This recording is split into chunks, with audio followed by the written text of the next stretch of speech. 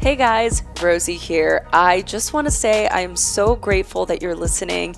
We are just getting a massive amount of response on this podcast, and I am so grateful that you're a part of this radically loved community, that you're enjoying the content, and that you're enjoying all the guests, and that you're still here and you're still working on yourself and your journey and your path. And I pray that you've received some tools listening to the guests or listening to any of my ideas or topics on meditation or yoga and how these tools can help you create a life of purpose. To continue to help us give you the best content, you can subscribe to this podcast, and most of the time you can just do it from your phone, from iTunes. Click subscribe and write a review. This really helps us continue this path and this journey, and we love doing it so much. And again, I'm so grateful that you're here. And if it doesn't resonate with you, maybe you know a friend that might resonate with some of the information. So maybe share it with a friend if you're so inclined, and let us know what you thought. Thanks for listening.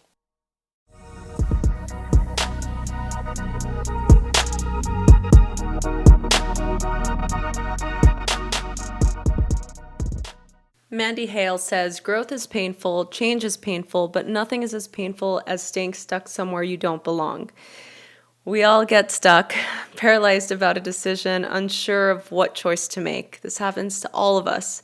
Stuck in resentment or disappointment, we often can't quite recover from. Stuck is a plan that's not working, and stuck is destructive. Repetitive dynamic stickiness or feeling stuck with family members, coworkers, or friends. This is something that we all tend to struggle with, right? So when we're stuck, things feel immovable. Entrenched, even at times, can feel a bit hopeless. So the good news is that they aren't. We human beings are exactly totally, completely adept. We are resilient at getting unstuck and at seeing things in a new way or in a new light. Often we are able or have the ability to discover new insights or change our attitudes, but we definitely need some tools for movement. So these are a couple of tools that I found are helpful when you're feeling stuck.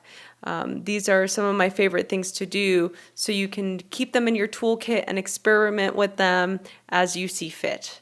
Okay, so here we go. The number one is to find a reason why everything is just perfect as it is.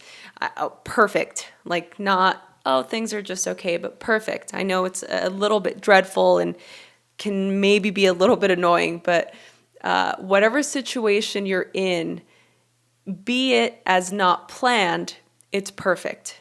So your mind will figure out how to point it in that direction. Even if you just say it to yourself, the situation is perfect because, and brainstorm about, 2 to 5 reasons to make that so. Find the truth in each of them and notice if it looks different.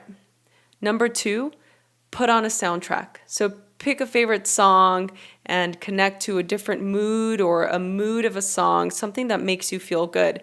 Play the song out loud or just think about it. Then apply the mood of the song to how you look at the situation. You might bring the spirit of what a wonderful world, or so another song that might make you kind of laugh at the situation at hand. Maybe you argued with your partner, or you got into an argument with your friend or a sibling. Bring the mood of your favorite classical piece into that last minute work assignment or the attitude that your boss just gave you. Just notice if putting music to this feeling begins to change things for you. Number 3 is ask yourself, what would make this fun? So if we all ask that question more, what world we'd create? So brainstorm a few ideas that would make the situation more fun, and then pick a few of them and experiment with them. The next is to ask for a dream. So ask your mind to work the problem out in your dreams. So maybe you put a dream journal next to your bed and give yourself a few days for the dream to show up. It may be obviously relevant or connected through the language or metaphor. So just notice, pay attention to what happens when you go to bed. Another thing that I feel really helps me when I'm feeling stuck is to tell the truth.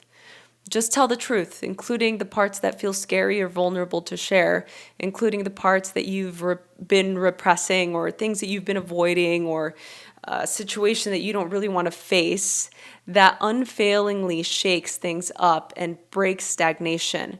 You can be diplomatic, and it's absolutely key to be kind, especially to yourself, but be wise and sensitive, but be in a state of truth. And the last thing that I really like to focus on is taking care of yourself. So in difficult situations, we typically focus on how they or those other crazy people should be different, how they are wrong. So bring your attention back to you. What do you need to do to take care of you? What do you need to do to protect your own sanity, to act in alignment with your integrity, and to be happy? What is it that you need in order for you to have to take care of your needs and watch your relationship to the situation begin to change? These are just a few things that I like to do when I'm feeling really stuck. I hope that they help you. If you have any questions or you want to share something that you're needing a little bit of extra guidance with, you can email me at rosie@radicallylove.com. I'd love to hear from you or perhaps offer a little bit more insight. And I look forward to hearing from you.